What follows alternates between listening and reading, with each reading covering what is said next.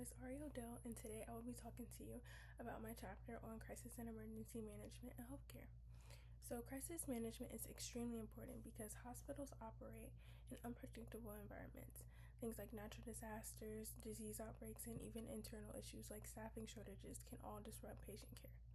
The goal of effective crisis management isn't just to keep operations running, but to protect patient safety and maintain public trust. In this presentation, I'm going to go over the background of crisis management, key frameworks, current strategies, and some recommendations for improvement. Healthcare systems are constantly dealing with both internal and external pressures. Emergencies can happen at any time, and when they do, hospitals have to respond quickly and effectively. These crises can look like hurricanes, floods, or disease outbreaks like COVID-19, which can overwhelm hospitals with patients. At the same time, hospitals may already be dealing with issues like overcrowding or limited staff. Leadership plays a major role in how well organization responds. Strong leadership helps with decision-making, communication, and making sure that resources are used properly. Another important factor is equity. Hospitals that serve underserved communities often face more challenges during crises because of limited resources and existing healthcare disparities. That's why planning has to consider all populations and not just one. To understand how crisis management has improved, it's important to look at past events. So, for example, the SARS outbreak in 2003 showed how dangerous poor infection control and communication can be. Hospitals that weren't prepared had higher transmission rates, while those with plans in place responded more effectively. Another major example is Hurricane Katrina in 2005. Many hospitals struggled with evacuations, communication failures, and lack of coordination. Vulnerable patients, especially the elderly and critically ill, were the most affected by this. In the past, crisis management was more reactive, so hospitals responded as things were happening. But over time, healthcare systems have shifted to a more proactive approach. Now, there's a lot more focus on planning ahead, training staff, and coordinating with outside organizations like public health agencies.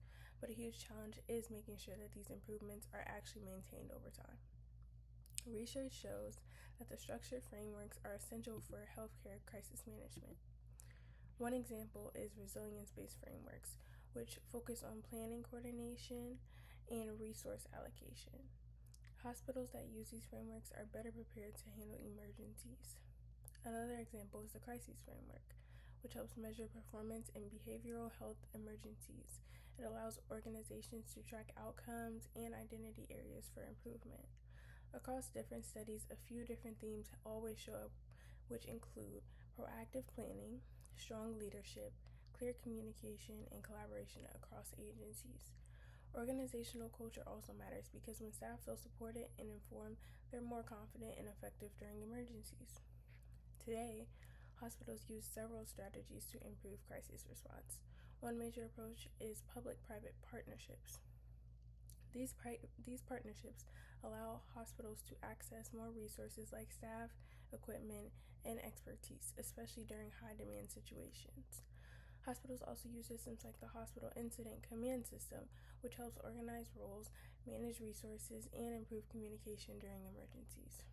Training is another key part, as this simulation exercises allow healthcare workers to practice responding to crises before they actually happen.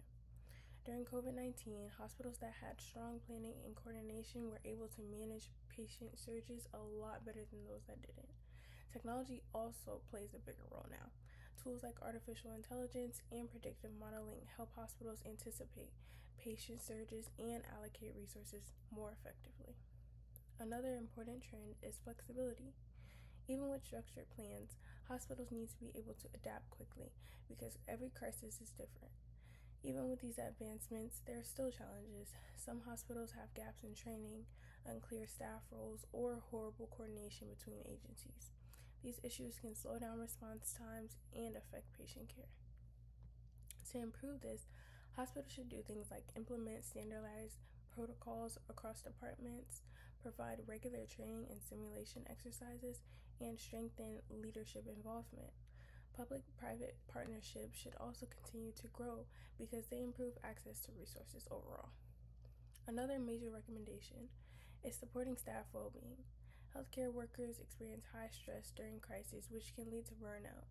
Providing mental health support is very, very necessary. Communication is also critical. Clear and consistent communication helps prevent confusion and make sure that everyone is on the same page during emergencies. In conclusion, crisis and emergency management is a very important part to maintaining safe and effective healthcare systems. Successful crisis response depends on preparation, leadership, collaboration, and the use of technology. By leaning in and learning from past events and continuing to improve strategies, healthcare organizations can become more resilient and be better prepared for future emergencies. Ultimately, strong crisis management ensures that patient care continues even in the most challenging situations. Thank you so much for your time, and I hope this presentation gave you a little bit more understanding on the importance of crisis and emergency management.